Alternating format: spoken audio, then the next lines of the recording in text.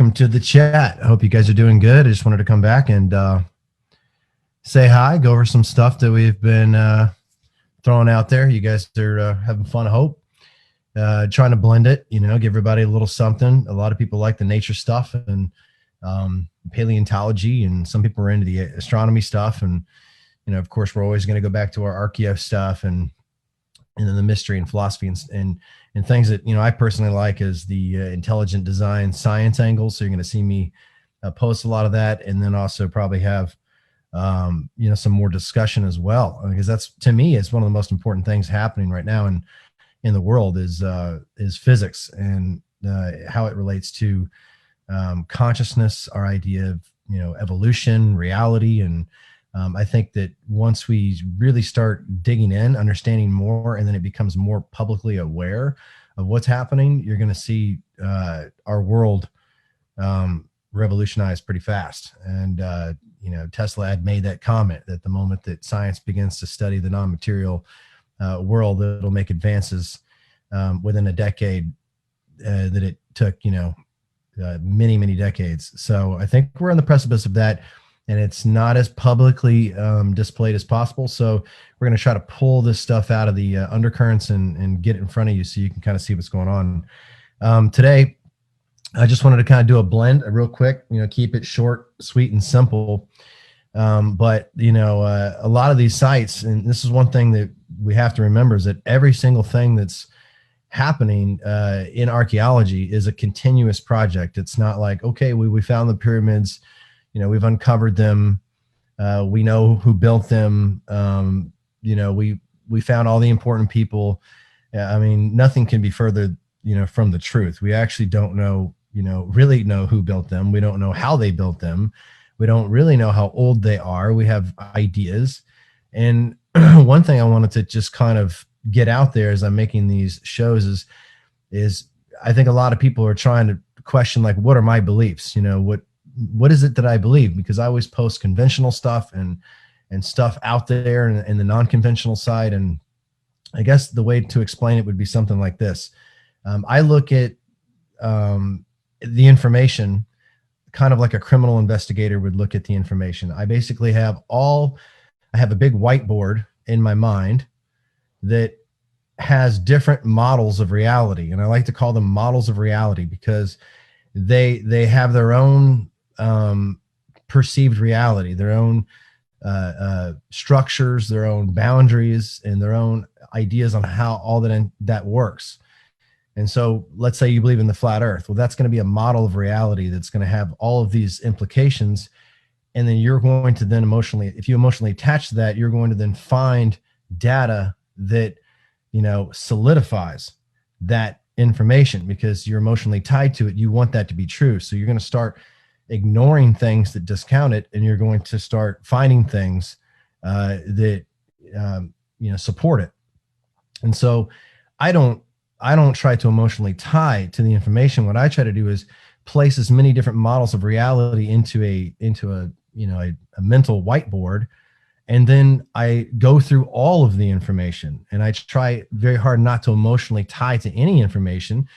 But I then put that information within that different model of reality so that I can see how, there's support and also conflict between them, right? And then some of them begin sometimes to merge and tell the same story. And there's also these connective points within some of them, these foundational layers that they all, agree on. And then there's other layers that they start to separate from. So that's how I'm looking at the information. I'm not looking at it in a way that is, this is the way I think. I believe this. I have strong. I tend to look at the data, and if it starts to, look very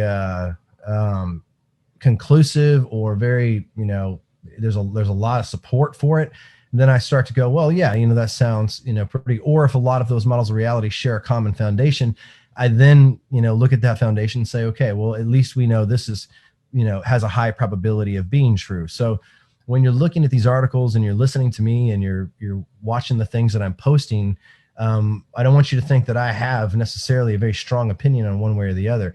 I want you to also kind of share that experience, and I'm not going to ridicule anybody on the group or on the page for their own personal beliefs, whether they be religious or I want the conversation to happen. I want people to start talking about it so that we can, come together and figure this out, because that no one has the total answer. We all have pieces of the puzzle, and we need to kind of come together and start putting them together. So I think that's important too. So just wanted to get that out of the way so you guys know where I stand on this stuff as I continue to, post information, because you may think, well, that doesn't make any sense because he posted something before that kind of contradicts that. Well, that's okay. Let's dive into these models of reality together and play them out so that we can kind of feel, well, is there some truth in this? Is it as silly as we think? And so that, we're being truly investigative and open-minded. And that's what science is all about, right? It's not about emotionally tying your ideas to reality. It's about questioning everything, putting it into some form of analysis to where we can, as best we can, find whether that's true or not. So I think that's key. And here in Stonehenge, right, when we're told about Stonehenge, this is a very ancient site, megalithic, one of the most famous. And we don't really know the age of Stonehenge. They have a strong idea, but Stonehenge could be much, much older. I mean, the site itself, just like you see in Peru or other places in Rome and all around the world, you see other civilizations, reusing the site. And there's reasons for that. I mean, that site itself could be on a particular place on the planet that is the only place on the planet that, has a purpose that these all these different cultures and civilizations, need it to be. It's the same as like a river system, right? I mean, if you have, a place where there's abundant water, and you're going to have multiple civilizations rise and fall and still be in that same place. And there's going to be that happening on some of these megalithic sites. And I think Baalbek is one of them. I think, the Machu Picchu situation is another, where you have, clear evidence that there was pre-civilization there, and then a more recent civilization built upon the top of it. So that's something to consider. And I also consider this whenever I'm talking about Stonehenge, because Stonehenge to me is just on a very unique place on the planet. If you follow the whole ley line theory, where the planet has meridians of energy, you can call it like the Earth's nervous system or acupunctural meridians. A lot of these sites, these chapels, churches, temples, megaliths, all of them, the dolmens and cairns, and even in giant walls and things, they follow these lines because in their eyes and in theory, and also there's evidence of it in science, that there's actually energy emanating from these areas and being channeled. So I think Stonehenge is a part of that. And we're going to continue to find that it was maybe even bigger, and it may have been completely different looking whenever it was existing in its heyday. So they're still finding ancient graves, and they also discovered a mysterious enclosure when they were doing construction on a tunnel system. So they're reporting that ahead of a construction of a controversial road tunnel, led to the discovery of ancient graves, including one of the remains of a baby dating back more than 4,500 years, a strange earth enclosure, a prehistoric pottery, among other buried treasures. They say some of the finds may have been used by people who built the mysterious Neolithic monument, and of all the discoveries show that the region was inhabited by different ancient peoples for thousands of years. So just like I said, I mean, they're recognizing that, but I think that they're not bringing the dates as far back as they can go. And I think that's key, right? I think these things are much older than they're saying. So collectively, they're saying the finds allow them to build an ever more detailed pictures of what people were doing and how they were living in the area around Stonehenge. Apparently, there's this giant 2-mile long project and a road tunnel that the surveyors and the geophysical guys went and looked for any disturbed land, and then started digging and found this stuff. So pretty interesting. It took about 18 months for them to do it.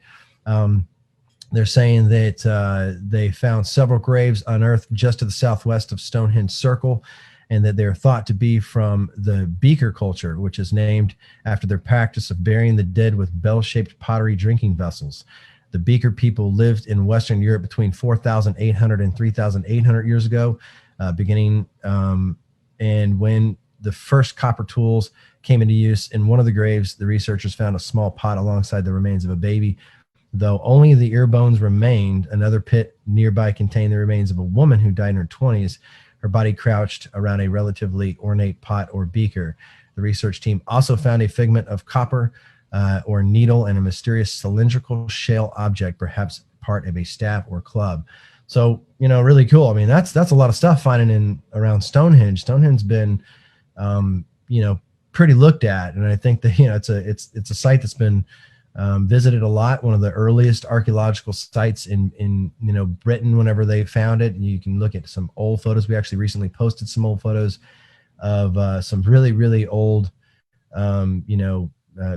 just a lot of people were there, in the early 1800s. So, for them to keep finding stuff like this, to me, is just, more evidence that the site's bigger, more mysterious. There's also probably a lot of things still uncovered. So check out the article. I thought it was interesting.